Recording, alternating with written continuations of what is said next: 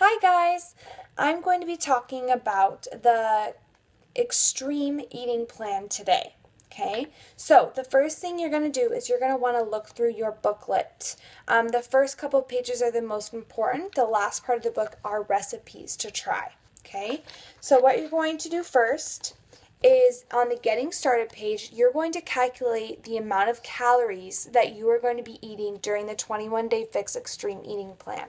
So once you've figured out your calorie count, you're going to come over here and go to the bracket that's yours. Okay, so for example, I'm going to pretend I'm in this first bracket. It's going to tell me how many of each container I'm going to eat per day. Okay, so for example, this first bracket is 3 green, 2 purple, 4 red, etc.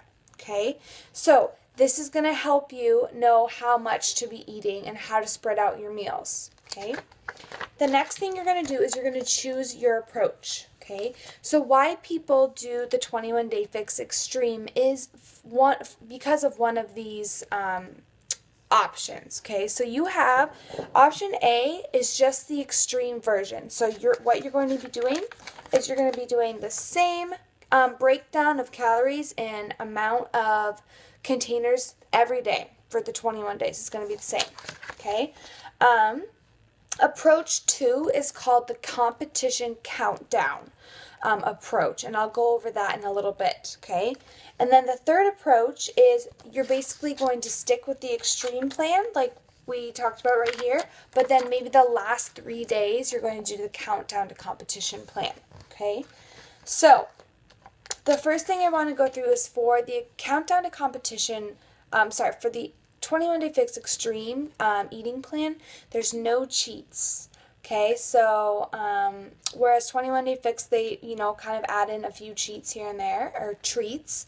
This one for 21 days, no treats. Okay, so it's really extreme to really get that shredded, extra 5-10 pounds you've been holding on to. Okay, so if you keep going, each container will kind of give you some options of foods for per container. What I suggest is going through and picking some of your favorite things that you already like to eat. Okay, so if you really already like blueberries, maybe pick one of those. Or, if you want to try something new, maybe put a star by that to try something new. Okay, so after all that, you will see all their recipes. So you can kind of look through here and see if there's some that you want to try as well.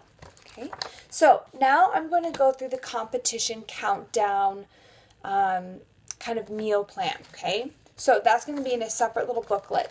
It looks like this. Okay, this is kind of the plan. You're going to have 2 days of countdown to competition, 1 day extreme, 2-day countdown to competition, 1 day extreme, and then it goes from there.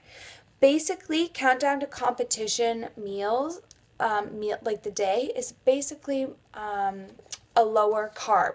Okay, and as you see right here, it breaks it down for you. The teal is your extreme eating plan.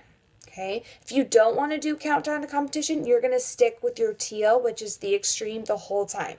Okay, the purple is your countdown to competition or lower carb, for example. Okay, so as you can see, my green containers are the same. My purple, which is my fruits, the extreme, I'm having 2. The countdown to competition, I'm having 0. So really make sure that when you're meal planning, you pay attention if you're going to do the countdown to competition and you follow this schedule, okay? Now, along with that, while I'm meal planning, I like to write down, like, for example, I did the extreme and the countdown competition days. So I wrote those at the top, and at the bottom, it's kind of hard to see here.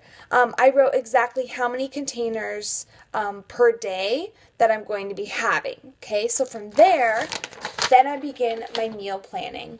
For example, you could start with dinner first if you like to have a hearty dinner. You could plan like, a red, a green, a blue, an orange, whatever your containers are, and start with dinner and then kind of plan from there. I like to break down my meals into at least 5 small meals a day. You can go up to 6, 7, or 8 depending on your containers. So that would be breakfast, lunch, dinner, and 2 snacks. So what you're going to do, like I said, you can either start with maybe even something that you know might be hard for you to get in. Maybe proteins, if you have 4 or 6 that day, that might be kind of hard for you to get in. Plan out the proteins first and when you're going to eat them and what it's going to be. Okay. I like to plan my meals 1 week in advance, 1 week the same. Okay.